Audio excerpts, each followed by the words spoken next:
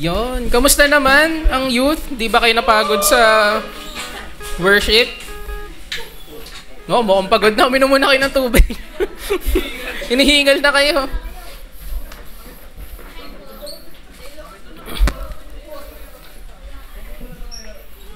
Okay, sige, settle down muna tayo saglit. Tapos inom muna yung mga gustong uminom ng tubig. Mukhang pagod na kayo.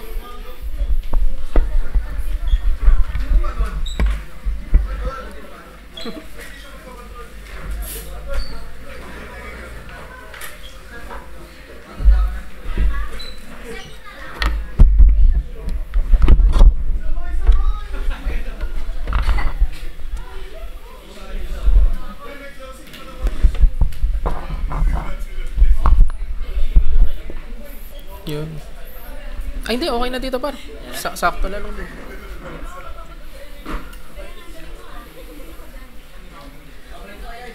Oh, G?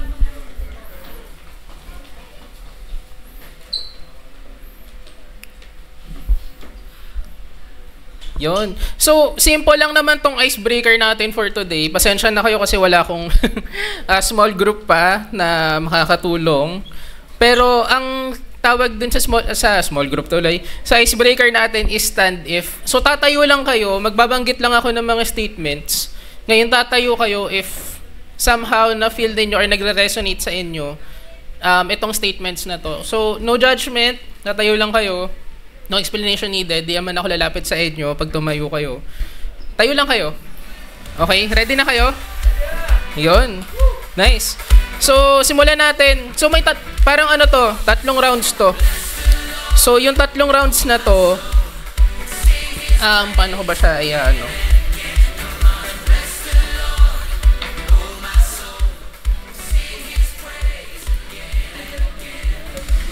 Palalim siya ng palalim, yung questions. Ganon. So, yung first round natin, chill lang muna.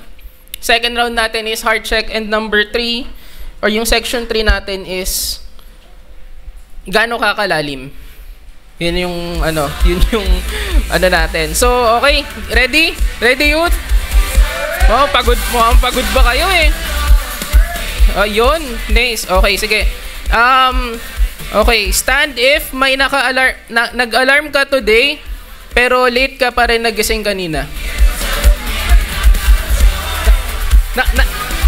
Nakailang snooze yan, nakailang snooze. Nakailang snooze. Okay. So ayan, yung normal yan, yung may mga alarm pa tayo ng every 5 minutes, 'di ba?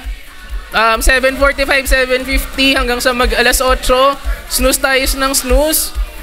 Okay, so no judgment. Sige, pwede na kayong umupo. Second question, second statement, stand if nakatulog ka habang nagpe-pray. Habang nagdadasal kayo, nakatulog kayo habang nagdadasal. Kunya, yung parang ang lalim-lalim na ng prayer niyo tapos hindi niyo na malay nakatulog na pala kayo. No judgment, no judgment. Kahit kailan, basta sa buong buhay ninyo. Meron sa likod. Okay, sige. Pwede na tayong umupo. Number 3. Tumayo ka kahit nandito ka, medyo pagod pa rin yung puso mo.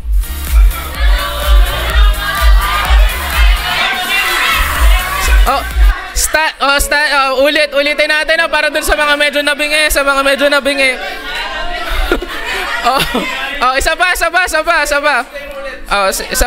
ulit explain ko ulit. So tatayo kayo kung medyo nagre-resonate sa inyo tong words na to, ha. So yung statement is tayo ka kung nandito ka pero medyo pagod yung puso mo.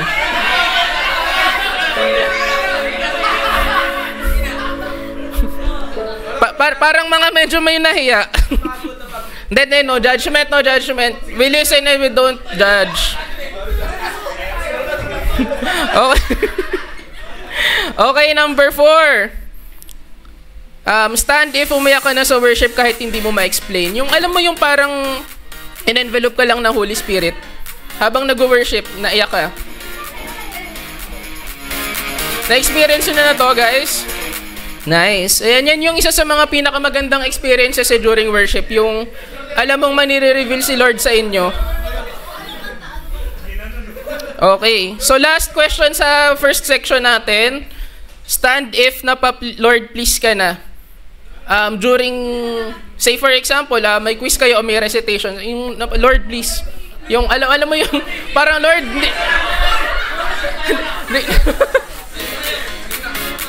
yung wala ka nang maisip, so yun na lang yung naisip mo. Okay, sige, settle down. Thank you. Okay, so going na tayo sa heart check. Stand if may pinagpipray kang healing para sa sarili mo o para sa iba. Ngayon, o may pinagpray kayo. Ay!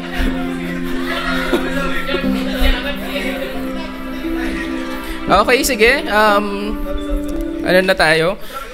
Stand if may time na feeling mo hindi ka napapansin. Kahit dito sa church. Yahoo! Ay, walang nakaano.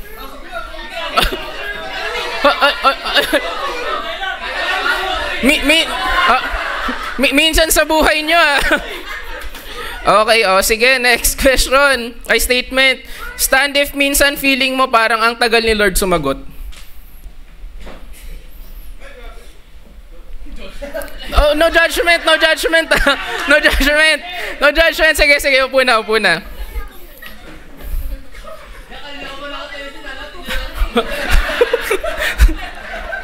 Stand if may seasons ka na hindi mo na alam kung may faith ka pa. Yung hindi mo alam kung yung parang nagigising ka na lang na parang wala na, ganun. Sige, tuloy na lang ako sa buhay. May moments kayong ganun? Ay, sige na. Di namin kayo judge. Sige, PM. PM na lang daw. Stand if you've reached out to God quietly, yung walang nakakaalam.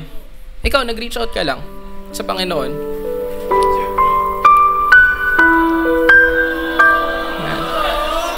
Okay. So, ito yung follow-up question. Remain standing kung gusto mo na lang sumuko pero nandito ka pa din. Dahil sa nag-reach out ka na eh. So, remain standing kung gusto mo na lang minsan sumuko pero nandito ka pa din eh. Tinutuloy mo pa rin yung laban. Oy, ang daming Okay, sige. Sit down na tayo. So section 3 na, ito na yung pinakamalalim sa mga statements natin. So stand if naniniwala ka na may ginagawa pa rin si Lord sa buhay mo kahit hindi mo na nararamdaman. Amen. So remain standing if you're still choosing to show up kahit na ang hirap-hirap na, yung hindi mo na maintindihan bakit, pero sige Lord, I'll still show up, tutuloy pa rin ako. Walang iyakan. Sige, remain standing. Baba. Kita ka na. Remain standing if gusto mo pang lumalim this season. Etong season mo na to, gusto mo pa, Lord, gusto ko pang makilala ka pa ng mas better. Gusto ko pang mas lumalim sa inyo. More problems, more challenges, and more blessings ang kapalit niyan. Stand if you believe na si Jesus hindi lang basta nakikinig pero kumikilos din sa buhay ninyo ngayon. Remain standing pala, sorry. And lastly, remain standing kung handa kang magsimula ulit pero hindi mo alam kung paano.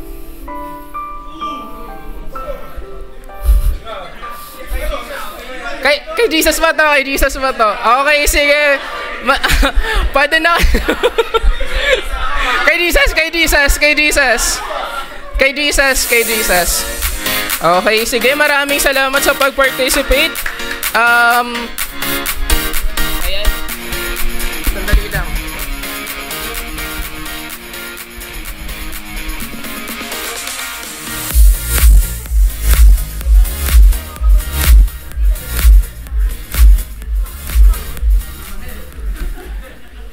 So ano yung mapapansin nyo dun sa mga questions?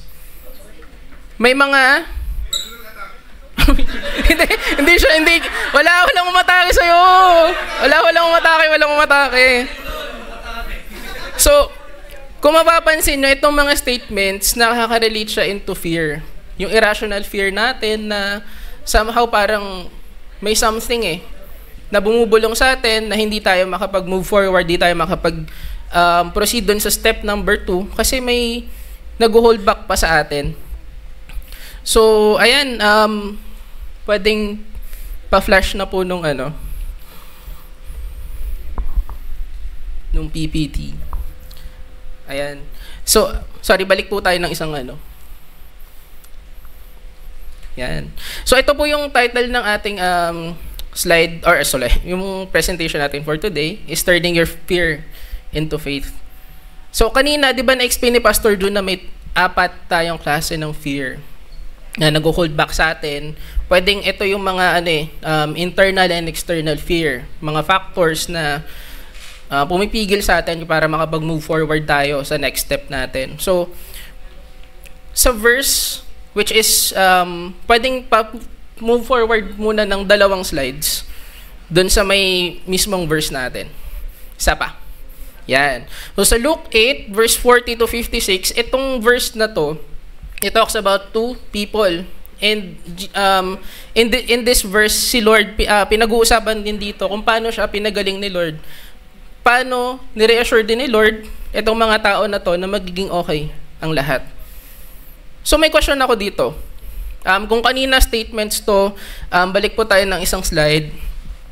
May question naman ako ngayon. Kailan ka huling lumapit kay Lord? Yung nilapit mo lang kasi may problema ka alam mo, may problema ka ngayon, baka season mo ngayon na may concern ka. Hindi mo alam kung paano mo i-solve. Nilapit mo lang siya, Lord, eto ba yung problema ko, nilalapit ko na lang sa inyo. May nakaka-relate? Amen? Na alam niyo yon yung tipong, Lord, hindi ko na alam kung paano ako susolusyonan to Pwede, ikaw na Lord. Yung sinusuko ko na sa inyo itong problema ko na to na hindi ko na alam, Lord, kung paano ko isosolve Kasi parang tinry ko na lahat. Bumalik na ako sa step 1, bumalik ako sa step 2, pero Lord, parang hindi pa din Parang ang gulo pa din nung, alam mo yon yung buhay ko ngayon, Lord, ang gulo pa din So, if we go back to the verse, isang slide pa po. So, in verse, yung first verses kasi, yung verse 40 up to 44, parang statement, statement of the problem siya. So, binigay na kung ano yung problema dun sa 2 verse natin. Sa pinaka-verse natin, which is, may 2 problem na kailangan isolve Diba? Yung una, merong isang babaeng dinudugo for 12 years and merong isang bata, 12 years old, that was about to die. So, hindi pa siya patay at that time na lumapit yung tatay niya kay Jesus. Mamamatay pa lang siya. Pero, so yun, that's the parang statement of the problem. Now, if we go to verse 45, ang tinanong ni Lord dito is, sinong humawak sa akin? When they all, and Peter said, when they all denied it, Master, the people are crowding and pressing against you. But Jesus said, someone touched me. Alam niya na may humawak sa kanya, and he knows that the power has gone out from him. So, alam niyo yun, minsan tayo, di ba kapag may problema tayo, minsan nag-start yan na napakaliit lang. Yung kunyari, may binigay lang sa yung task, tas napatanong mo, Lord, kaya ko ba to? Hanggang sa yung doubts mo, nag-resurface na lang siya during the time na ginagawa mo na yung task na yon. Tapos, kunyari, yung task na yon, may kailangan lang kayong project na gawin or thesis ninyo. Tapos, natanong mo lang yung sarili mo, Lord, kaya ko ba itong gawin? And then, during the time that you're doing it, nandun yung fear mo, yung irrational fear mo na, parang hindi ko to kayang gawin. Parang, mas may better pa dito sa chapter 1. Parang hindi dapat ito yung statement of the problem ko. But parang dapat hindi ito yung review of related literature na ilalagay ko dito. Parang malito kapag pinresent ko na to sa panel. 'Di ba? May mga ganun tayong So it started with a simple problem hanggang sa that simple doubt turned into insecurities. So during the time na nagpasa na kayo, nandun na kayo sa chapter 3, iniisip mo ba din parang mas may igaganda pa to eh. Parang dapat mas okay pa yung kalalabasan nito kung naayos ko lang during that time. Pero hindi ko kasi ma-identify kung ano yung problema na yun eh, kung paano ko siya susolusyonan. Now, until such time na yung insecurities mo, yun yung nag-hold back sa'yo, na nagkaroon ka na ng, say for example, nandun na kayo sa chapter 4 and 5, tatapusin na lang ninyo, tapos hindi mo alam pero parang inis na inis ka. Na gusto mong isolve yung isang bagay pero hindi mo siya ma-solve.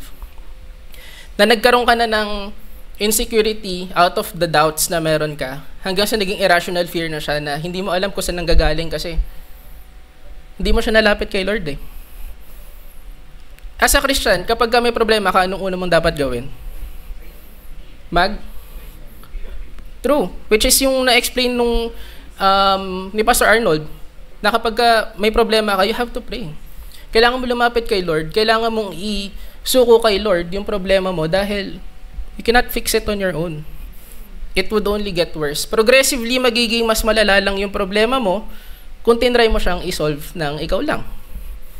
True enough, may mga naka-experience na nun, na parang, okay naman ako last 2 days ago, bakit ganun? Parang ang bigat-bigat na ng pakiramdam ko ngayon. Amen. 'Di ba? May mga ganun tayong moments eh, na, alam na yon, parang, lalapit na lang tayo, which is what's ironic, na lalapit na lang tayo kapag huli na. Nagkaroon na tayo ng moment of weakness. Sinasabi na lang natin na, Lord, sorry. 'Di ba? Napapasabi na lang tayo na, Lord, sorry, wala eh. Hina ako. Ba't ka natawa? 'Di ba? May mga ganun tayo moments which is kahit ako I have to say and adhere to that na masasabi kong, Lord, sorry, nagkulang ako eh. But the problem is, hindi naman dapat tayo nakasenter dun sa problema and kung paano mo siya i-fix. Because Jesus knows what your problem is. Di ba dito pa lang sa verse, alam niya na may humawak sa kanya eh. He knows, siguro dito sa verse na to, baka tinetest niya lang yung babae para mag-speak up, para sabihin na, ako yan Lord, humihingi ako ng tulong sa'yo kasi hindi ko na kaya. Isipin mo for 12 years, dinudugo ka. Isipin mo for 12 years, dinadala mo yung sakit na yon. Pero, hindi mo alam kung paano mo susolusyonan kasi 12 years ginagawa mo na lahat eh.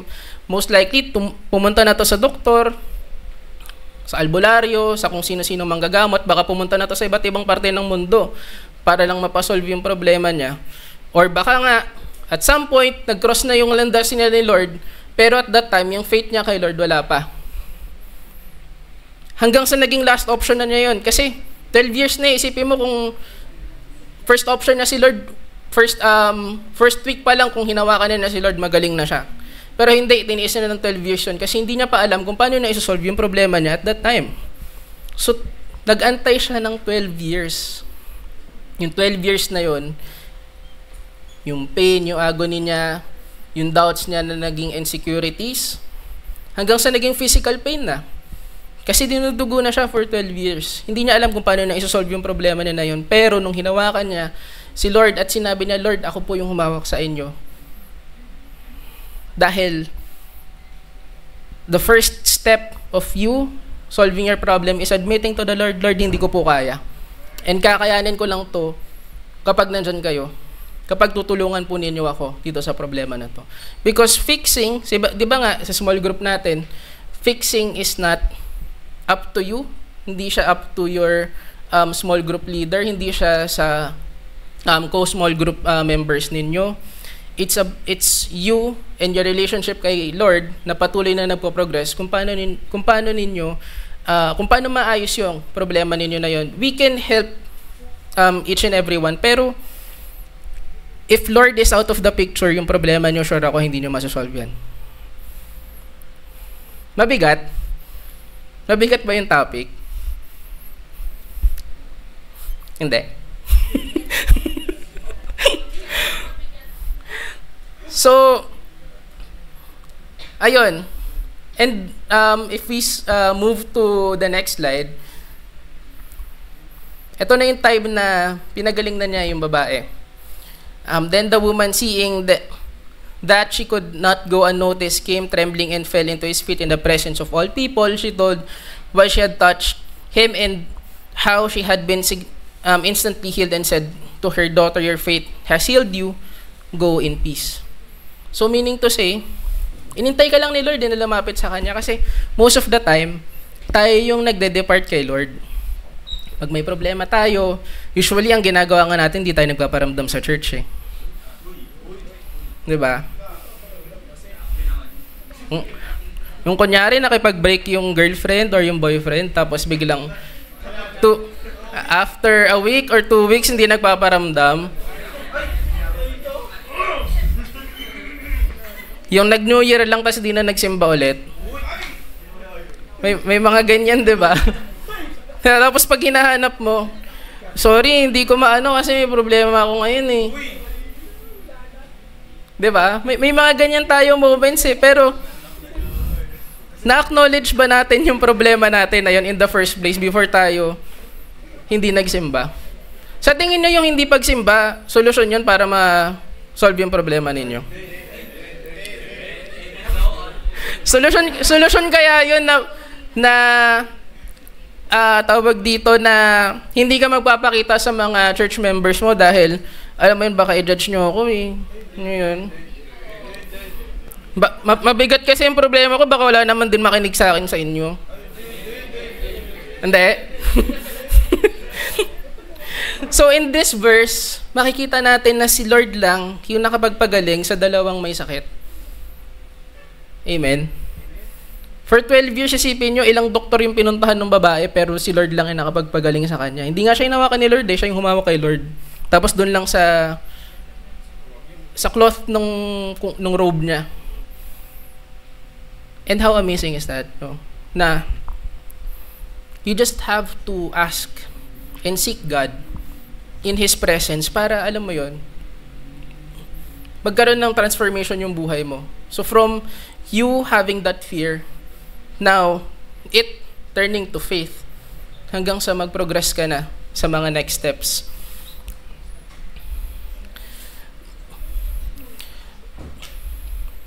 And ayun, going back dun sa na-mention ko nga kanina, alam niyo yung common problem nating mga Kristiyano, sinosolo muna natin yung problema bago natin i-share sa iba. Kasi alam na yun yung parang nakafocus na ako na, hindi, matatag na ako eh. Hindi ko na siguro kailangan mag-pray muna. Siguro, exempted na ako dyan kasi anak naman ako ng Diyos eh. Di ko na mararamdaman siguro yung insecurities na yan. Hanggang sa, you've left it unchecked, tapos wala na. Hindi ka na lang nagparamdam sa church muna. Kasi ayoko muna, ganun. Parang hindi pa ako readyng humarap muna sa ibang tao kasi baka ma-judge ako. Okay lang. Diba? Pero isipin mo, etong dalawang tao, etong babae na to, lumapit lang siya kay Lord pero pinagaling siya. So in the same sense, nire-relate natin etong healing na to sa yung problema ng babae sa problema ninyo na kapag lumapit ka kay Lord, mawawala yung problema na yan. Minsan siguro hindi instantly na mararamdaman ninyo na, uy, wala na akong utang. Wala na akong kailangan bayaran na Meralco or wala na akong kasi may mga ganyan na na times, 'di ba? Or sa students, biglang nakalimutan ko gumawa ng assignment, wait lang, magpe-pray ako para baka mamaya may ibigay na assignment si Lord sa bag ko, hugutin ko na lang. Hindi siya ganoon nag-work. So, it, it, it goes both ways. Kung lumapit ka kay Lord, may kailangan ka rin gawin sa part mo. So, hindi lang si Lord yung kikilos. Kasi kung mapapansin nyo dun sa verse, tinanong niya muna sino yung humawak sa akin? Ngayon, kung hindi mo in-acknowledge yung problema mo na yun na, Lord, ako yun ako yung lumapit sa'yo. Yung kunyari nagtanong lang si Lord, tas wala, patay mali siya ka lang, magaling naman na ako Hanggat hindi nyo na-acknowledge yun, babalik at babalik lang din yung problema na yun sa kung paano kayo nag-start. Which is, ito, yung last natin na Jesus reassures. So when he arrived at the house of Jairus, he did not let anyone go in except Peter, John, and James, and the child's father and mother. Meanwhile, all the people were wailing and mourning for her. Sabi ni Lord, ba't kayo umiiyak? Hindi naman siya patay, natutulog lang siya. Ano iniiyak nyo? Diba? Sa bagay, kasi sino namang iiyak, diba? Kung natutulog lang naman yun, tapos nag-iiyak kayo, para kayo abnormal nun, diba? Diba? It doesn't make sense. So, at that time, ang naisip nilang who doesn't make sense is si Lord. Tinawanan siya, sabi, siguro, niloko-loko pa siya noon, uy, ganito, ganyan. But he took her by the hand, yung bata. Ang sabi ni Lord, my child, get up. Her spirit returned, and at once she stood up. Then Jesus told them to give her something to eat. Bigyan na something para makain. Her parents were astonished, but he ordered them not to tell anyone what had happened. So, moment of truth. Minsan, or eto madalas, na nangyayari sa atin, may fallback tayo lagi. Naisip natin na kapag bumalik tayo ng, kunyari, nandun na tayo sa, diba, tinatry nga natin mag-solve ng problema. May certain steps yan Step 1, Step 2, Step 3. Kunyari, nasa Step 3 ka na. Tapos, naramdaman mo, wait lang. Parang may mali. So, bumalik ka ng Step 1. So, going back to Step 1 doesn't mean a repeat in the process. Minsan, it's really necessary na bumalik ka sa Step 1 na kailangan mong bumalik sa Step 2. Hindi dahil inuulit mo yung proseso, kung hindi dahil it's part of the process of you healing. Kasi kailangan mo i-acknowledge yun na, alam mo yun, before mo tuluyan kalimutan, or makalaya dun sa problema na yun, is kailangan mo ma-acknowledge na, pinagaling ako ni Lord Kasi until you acknowledge that, hindi ka makakaalis dun sa problem na yun. Hindi ninyo siya masosolve ng ikaw lang. So, huwag kayo matakot na wait lang, parang bumalik na naman ako dito sa kung saan ako a few days ago. Parang hindi na ako makaalis dito sa process na to. Parang na to deja vu. Nandito ako last week Bakit nandito na naman ako, Lord? But humingi naman ako ng tulong sa inyo. In-acknowledge ko naman. Pero na-let go mo ba talaga?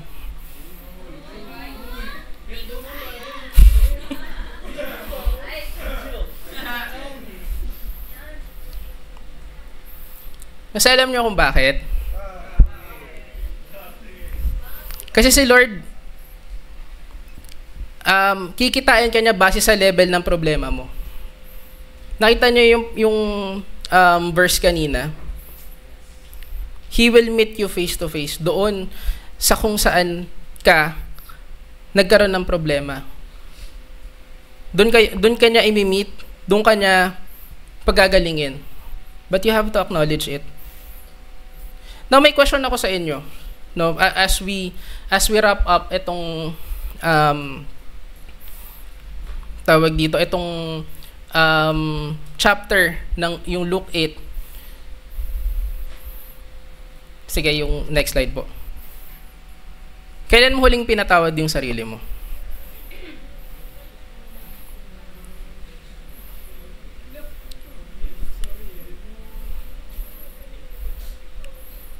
As we reflect on this, kailan ko ba huling napatawad yung sarili ko. Or baka may mga problema tayo ngayon na involves other people. Totoo bang napatawad ko na yung sarili ko before ko patawarin yung taong nasaktan ko? Na-acknowledge ko ba talaga yung problema ko? Na sinabi ni Lord, gagaling ako because of that?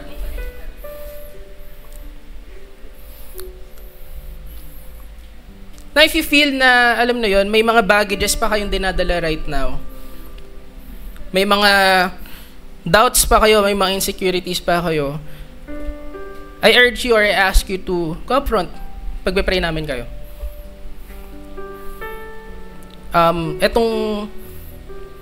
Baka may mga dinadala kayo na alam niyo na kailangan ko na ng prayer eh. Kailangan ko ng ihingi ng tawad to. Pero babalik tayo doon sa point na napatawad mo na ba talaga yung sarili mo? Kasi babalik ka doon ulit sa problema na yun hanggat hindi mo pa na-acknowledge na malaya na ako eh. Hindi ko na yan problema kasi pinatawad na ako ng Panginoon, pinagaling na ako ng Panginoon. Sa sakit na meron ako for 12 years. Kasi kung mapapansin niyo dun sa verse, kinonfirm na ni Lord ni-reassure na you are healed. Magaling ka na. Ngayon, who are you to doubt that? 'Di ba? Ngayon, kung ikaw sa sarili mo, hindi mo pa nararamdaman na napatawad mo yung sarili mo, I want you to reflect on this. Na let's take a moment to reflect. Itong verse na to. Because it just says so much about healing. Itong verse na to. Which is, I'm really tinamaan ako doon. Because of what's happening with, yung sa buhay ko right now. And I have to admit na maraming nangyayari. But Jesus is good. Kasi hanggat hindi mo nare-recognize pala na napatawad na ako ng Panginoon, hindi ako makakapag-move forward dito. Yung pala yung missing step doon sa proseso.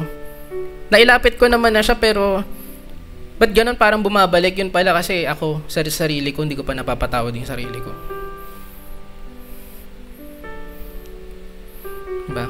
So, sige, tayo tayo as we close itong ating so take time muna, siguro 1 to 2 minutes, pray for yourself or for one another. If siguro mga small, you can go to your small groups right now, and let's just have this moment of healing. Let's pray for one another.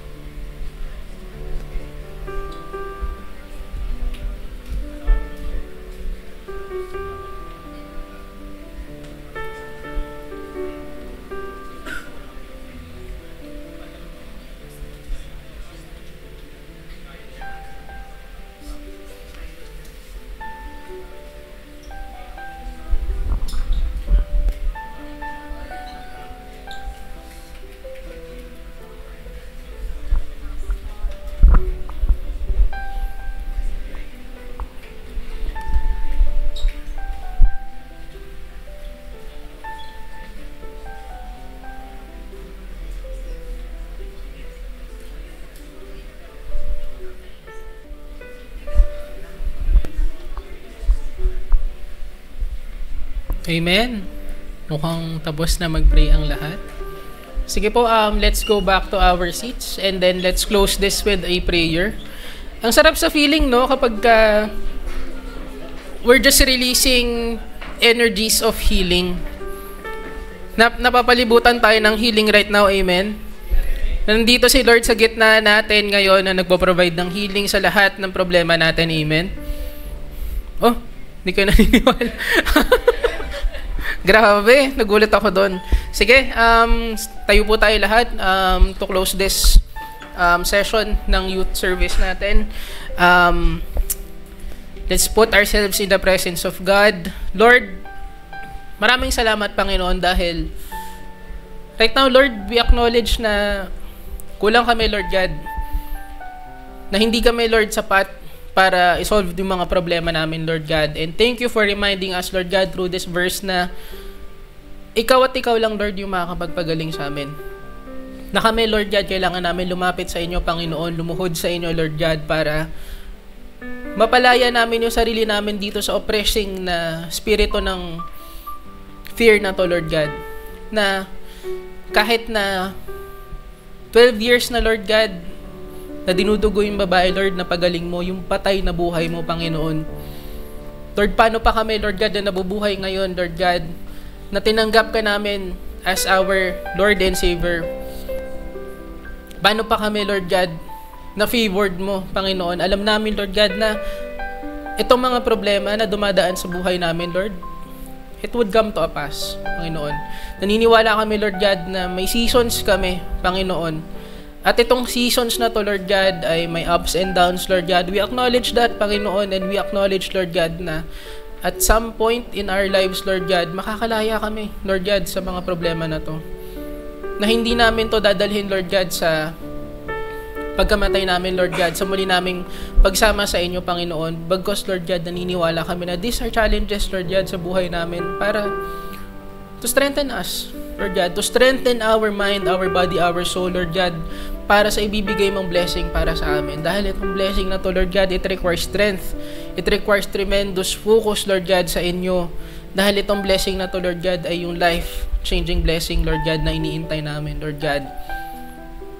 Pero ngayon, Lord God, alam namin, kailangan namin tignan yung mga puso namin, Panginoon. Kung ready ba kami sa blessing na to, Panginoon. Kung yung puso ba namin ay nababalot pa ng fear, Lord God, or nababalot na ng faith sa inyo, Panginoon. Na habang ngayon pa lang, Lord God, na na-acknowledge na namin itong mga problema na to, Lord God, ay alam namin, Lord God, na nakakagabay ka sa amin. Na nandyan ka lang, Lord God, at patuloy mo lang kaming iniintay, Lord God, na sabihin na, Lord, sorry, pero okay lang po ba na lumapit na sa inyo dahil hindi ko na kaya? In that moment of weakness, Lord God, alam namin, Lord, na hindi mo kami bababayaan dahil never mo kaming i-reject, Panginoon. Your never-ending love, your never-ending blessing, your never-ending grace, Lord God. This is very abundant, Lord God, na sinasaklaw nito lahat ng kasalanan namin, Lord God, lahat ng mga nagawa namin, Panginoon, na pagkukulang. And every day that we fall short of your glory, Lord God, you still accept us, Panginoon.